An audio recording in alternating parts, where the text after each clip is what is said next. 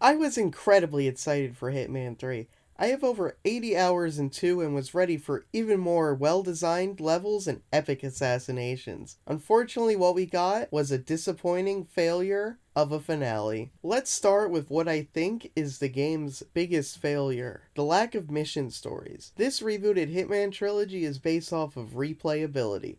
1 and 2 captures this principle perfectly. Each level has around 7 to 12 quest lines, dubbed mission stories. These not only give you interesting ways to eliminate your target, but also provide entertaining stories about the characters and the environment of the level. Most levels have a mission that involves you directly interacting with the target, providing insight into their character. You can usually only do 1 or 2 mission stories per target per level, so to see the entire story of the level, you must replay the mission several times. This replay value is enhanced because the levels are huge and some areas you might not go into aside for completing a mission story. Hitman 3 only has 3 mission stories per level.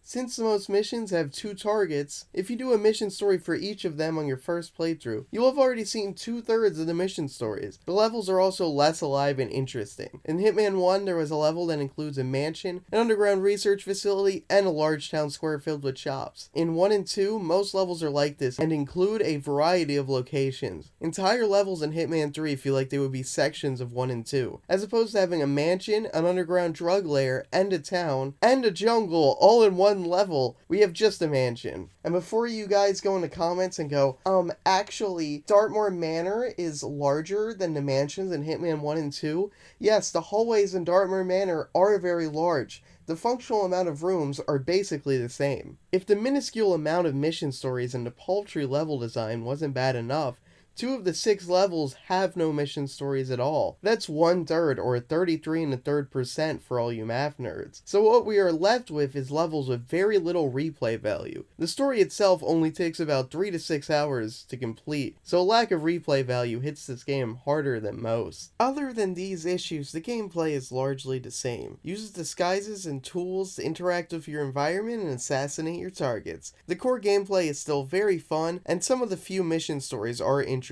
2 new mechanics are the camera and shortcuts, both of which I dislike. The camera is used to interact with the environment in certain levels, analyzing handwriting and hacking doors open, for example. I dislike the camera because it's pointless and removes strategy. In the other games, analyzing handwriting would just be you picking up the intel, and doors are bypassed by getting a key or breaking into them. Having a free lockpick for certain doors removes the fun of finding a way to bypass them. Shortcuts are even worse in my opinion. They are doors and ladders that are locked on one side, Dark Souls style. Interestingly, once you open up the shortcut, it remains unlocked for all future playthroughs. I dislike this mechanic because it reduces the strategy of planning. Instead of deciding how to bypass a locked door on each run, now it's always unlocked.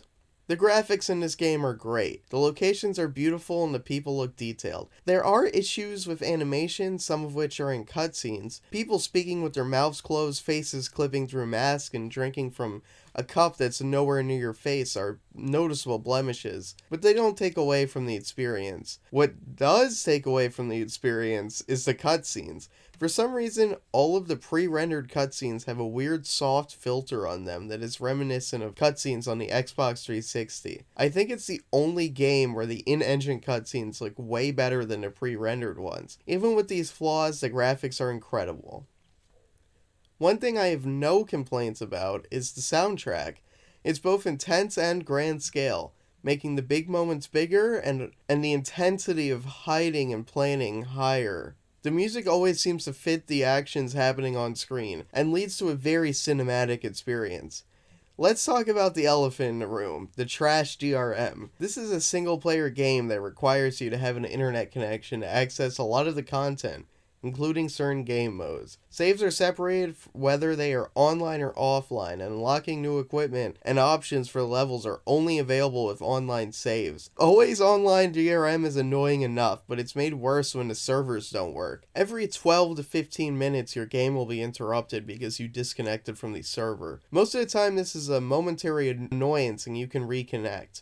But sometimes you end up having to play offline, meaning you can't unlock new items. In a case of de-escalation game mode, lose all of your progress because you can't play it offline. Escalations are bonus challenges and involve taking down targets with certain conditions, like a certain weapon or disguise. Some of them are very hard and time consuming, so losing all of your progress on one is enough to make you want to punch your computer. This is based on my own experience, but it also seems like there are FPS drops when your connection to the server is bad. Like I said, it could just be me, but it seems like whenever I'm about to disconnect from a server, my game drops to single-digit FPS. The servers aren't the only glitch, though most of the others are minor, like graphical errors and broken animations. I did encounter 2 game-breaking glitches, which forced me to reload a earlier save. The minor glitches seem much more common than in 1 and 2. This game is a lot more focused on the story than the others, which as far as I'm concerned, is a mistake. In the first 2 games, the overarching story is largely separate from the story of the levels. The cutscenes, we talk about the shadow client and the connections between the contracts, while in the levels themselves, we usually just hear about how the target is an asshole and how we need to shoot them in the face. I find the overarching story of Hitman 1 and 2, and especially this game, very bad, convoluted, and confusing. And this game takes the overarching story that in 1 and 2 were just in the cutscenes and puts them in the main game, giving less personality to the targets and more focus on the allegiances between certain characters and double crosses and triple crosses. There are several levels in the game that have long phone calls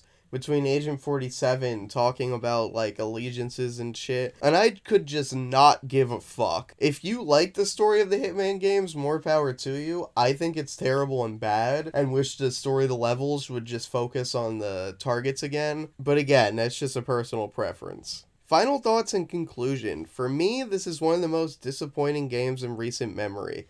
And no, I did not play Cyberpunk, if you're asking.